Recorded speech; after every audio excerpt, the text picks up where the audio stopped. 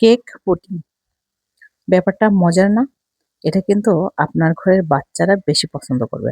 আচ্ছা, বাজার থেকে চড়া দামে এই কেক পুডিং কিনে না খেয়ে আপনারা কিন্তু বাসায় এভাবে সুন্দর করে একেবারে সহজ নিয়মে বানাইতে পারেন। আর পুডিং আমার কাছে মনে হয় যে খুব সহজ একটা রেসিপি। যে কেউ চাইলেই বানাইতে পারে। কিন্তু আসলে আমরা অলস তো, তাই আসলে ট্রাই করি না কখনো যে আসলে হবে কি হবে না, যার কারণে। তো আমি হচ্ছে ক্যারামেলটা আগেই তৈরি করে রেখেছিলাম।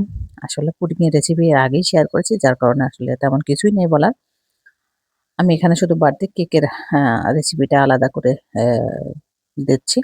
তো হচ্ছে আপনার আমি পুডিং এর জন্য যেটা করেছি, দুধটা ঘন করে ডিম মিক্স করে আলাদা করে রেখে দিলাম সাইডে। এরপরে কেকের ব্যাটারটা দুধের উপরে দিয়ে দিচ্ছি, যেটা দুধ ডিমের যে পুডিং এর মিশ্রণ ছিল তার উপরে দিয়ে দিচ্ছি। আপনাদের একটু মনে একটা প্রশ্ন আসে আমার মতো।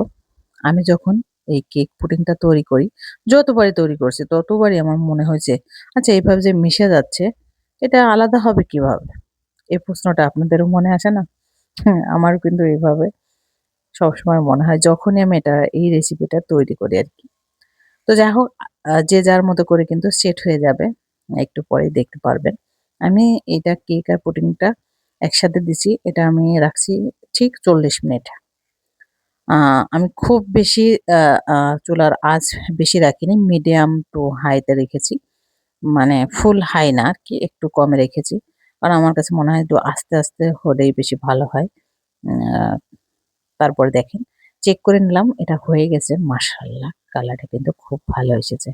আর আমি বাটির বাইরে থেকে দেখতে পাচ্ছি যে পুডিংটাও খুব সুন্দর জমেছে। মাশাআল্লাহ! পুডিং কিন্তু বানানো একেবারেই সহজ। চাইলে কিন্তু আপনি যেকোনো সময় পুডিংটা তৈরি করতে পারেন আপনার বাচ্চার জন্য।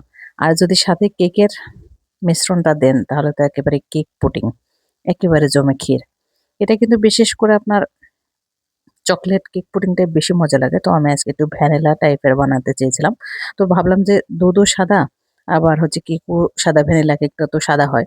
তো দুটো একই রকম হবে, একটু ফ্রুট কালার দিয়ে দিই। তাহলে দেখা যাচ্ছে একটু রেড হবে। দেখতে ভাল লাগবে, আবার একটু আ ইয়েও ভাল লাগবে, খাইতেও ভাল লাগবে। তো যাই হোক দেখেন, তৈরি হয়ে গেছে। আমি কিন্তু গরমটাই কাটতেছি। আর হচ্ছে একটু গরম ভাব লাগবে বলে তাই আমি একটু সরাই নিচ্ছি। মাশাআল্লাহ! কেক পুডিংটা মাশাআল্লাহ খুবই জব্বর হয়েছে। আর খাইতে কিন্তু অসম্ভব মজা হয়েছে। মাশাআল্লাহ, মাশাআল্লাহ দেখেন। কেকের মিশ্রণটা কিন্তু আমি আজকে মানে ছাঁকনি দিয়ে ছেঁকে দিই প্রতিদিনই। আজকে কিন্তু ছাঁকতেও মনে নেই। যাই হোক ঢেলে দিছি ভিডিও করতে, করতে। তারপরে দেখেন একেবারে পারফেক্ট হয়েছে। আর একেবারেই কোনো মানে একটা ক্যারামেলের ঝোল থাকে বাড়তি, ওইটাও কিন্তু নাই। মাশাআল্লাহ খুবই সুন্দর হয়েছে। সবাই ভালো থাকবেন।